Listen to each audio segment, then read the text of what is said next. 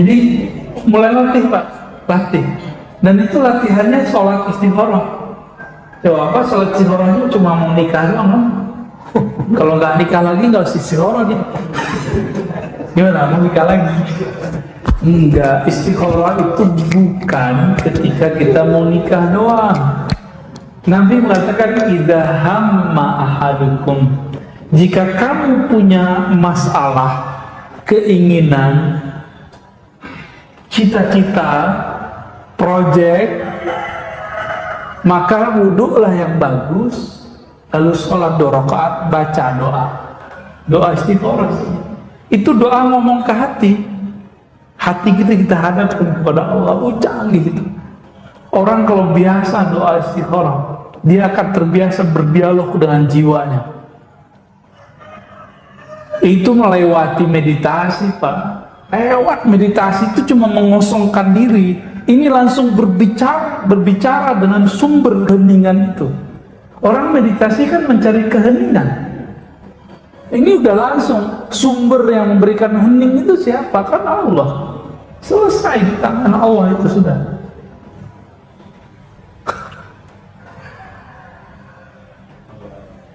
Ya, udah cukup. Waduh, antum mau nambah? Nah ini kalau dosa yang mulut itu kan yang bagus. Terus kalau jari itu gimana? Sama nggak? Kalau kolbu itu punya makna, diterjemahkan oleh lisan. Karena dulu sosial media itu cuma ngomong, orang Arab kan pakarnya ngomong, maka mereka bisa mengubah kalam dengan syair-syair yang indah. Sekarang lebih canggih. Sekarang pakai apa? Isi kolbu bisa diterjemahkan tidak hanya oleh lisan, tapi bisa diterjemahkan oleh jari. Semuanya diminta persaksian. Itu juga, maka kalau ditambah nih, antum canggih juga ya, kayaknya emang harus ada kitabnya nih ya. Diamnya jari tidak berkomentar kecuali yang baik dalam sosial media ya. Jadi sumut, diamnya jari ketika dia tidak berkomentar, tidak memberikan tanggapan kecuali tanggapan itu baik. Karena semuanya dipertanggungjawabkan di sisi Allah. Itu berbicara juga tentang kita. Canggih emang sekarang. Kalau Nabi Musa hidup tuh, Nabi Musa juga bingung. Ini kalian bisa ngomong jarak jauh ya? Bisa jarak jauh kita ngomong. Bisa komentar jarak jauh kita. Makanya Nabi Musa pengen jadi umat akhir zaman. Kita nggak pernah minta kan? Pernah minta nggak dulu? Nggak inget ya? Sebenarnya kita pernah minta, tapi di alam lain. Ya, ada Ustaz Harun. Ya, dibacain, silakan.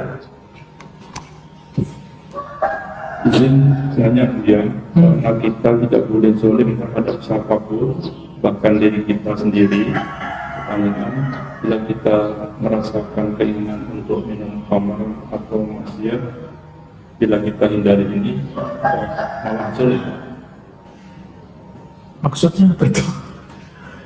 Kita nggak mau zalimin orang. Terus?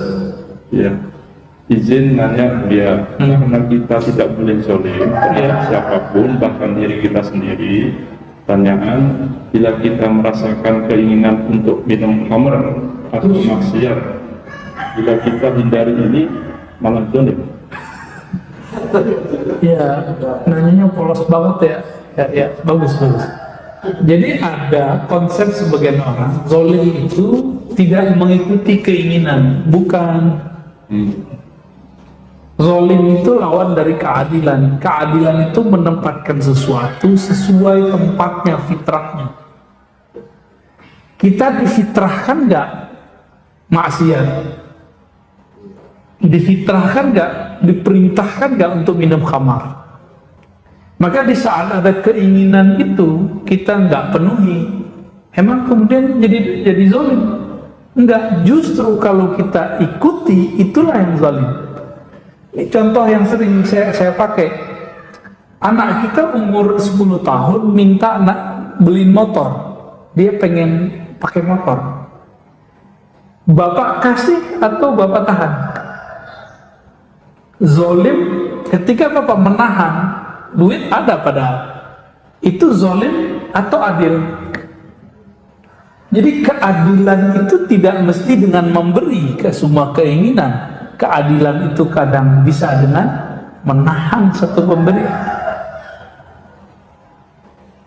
Karena kita sayang kepada anak, nggak kita beli, Mbak. Kecuali bapak pengen matiin anak tuh, coba, ya beliin aja, gitu, ya kan? Ilustrasinya dapat. Hawa nafsu kita tuh kayak anak kecil, keinginannya banyak. Kalau belum sampai saatnya, jangan dikasih. Kalau kamar kan di surga doang. Kalau maksiat, ada sesuatu yang dia tidak maksiat jika sudah akad, misalnya makan punya orang haram, tapi kalau sudah beli nggak haram, gitu, ya. Dan lain-lainnya contohnya, ya. Wallahu a'lam. Ada lagi Ustaz? Satu lagi terkena.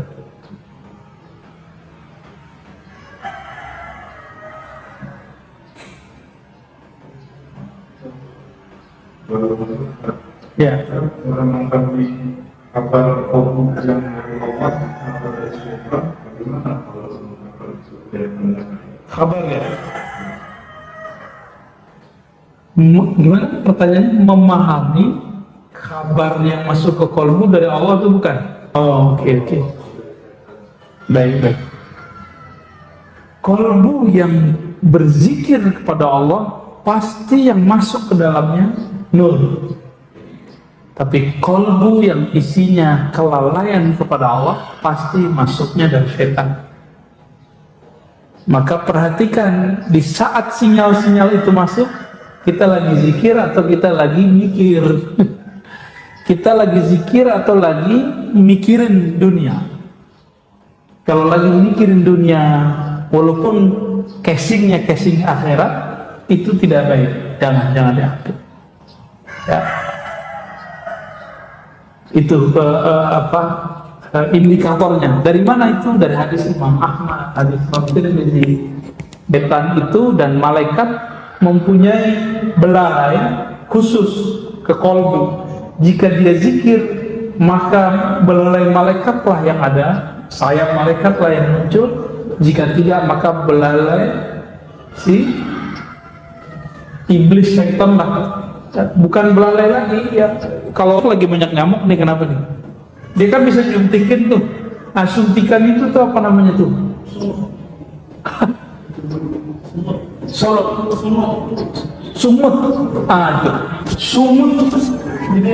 Sumutnya syaitan itu bisa nembus ke kolbu kalau kolbu tidak ada pertahanan namanya zikrullah. Karena kita tidak mampu zikir setiap saat seperti baginda Nabi, maka kita minta perlindungan kepada Allah pagi dan sore. Apa perlindungannya?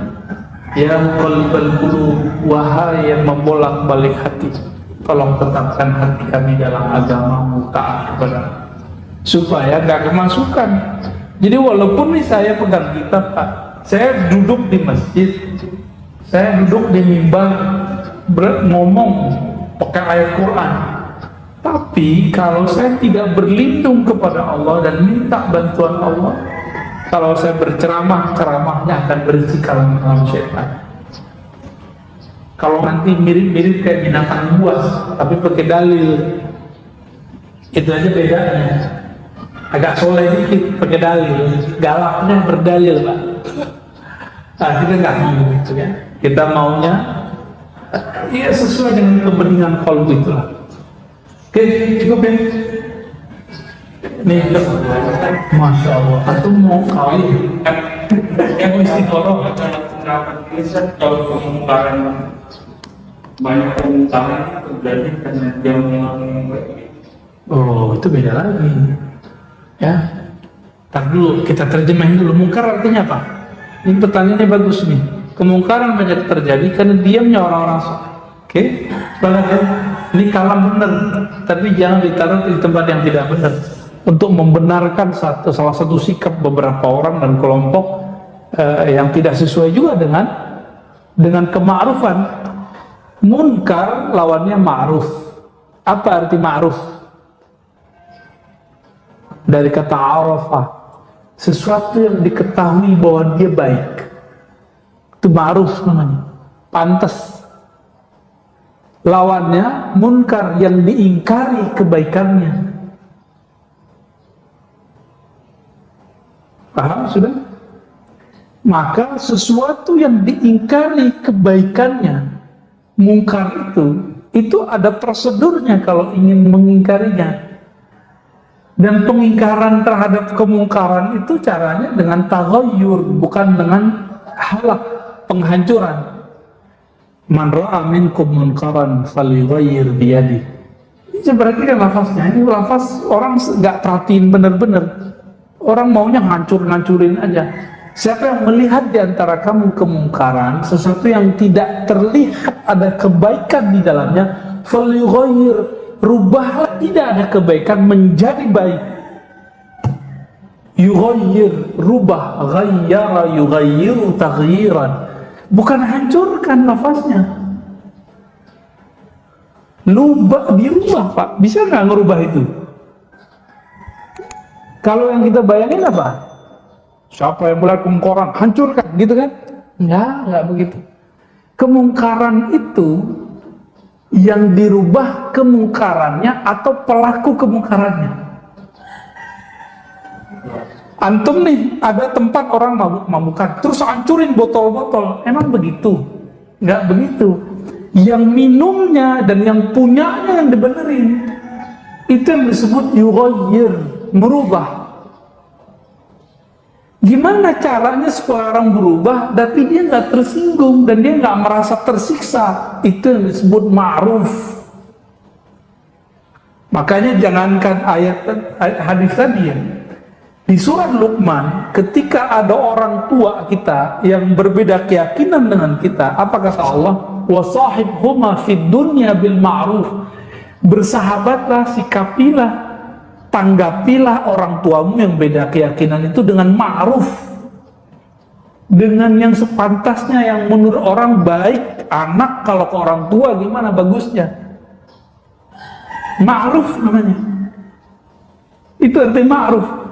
Jadi ini hemat kita nih ketika merenung Nabi SAW.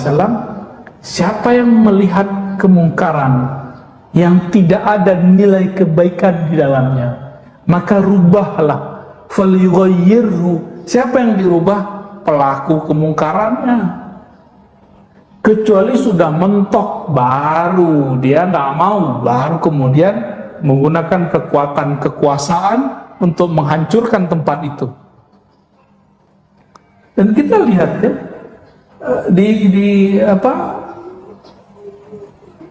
apa namanya, Gang Doli dulu ya di Surabaya. Itu caranya kan sangat ma'ruf. Orang-orangnya diberikan skill, nggak ada pengusiran, penghancuran, nggak ada. Digiring-giring, diseret-seret, nggak ada. Bubar dengan baik, dengan ma'ruf, gitu. Ada seorang wali masuk Pak ke tempat lokalisasi itu. Dia pesan perempuan paling cantik. Dia pesan kamar paling mewah. Di tengah-tengah, jadi dicari mana-mana tempat yang tengah.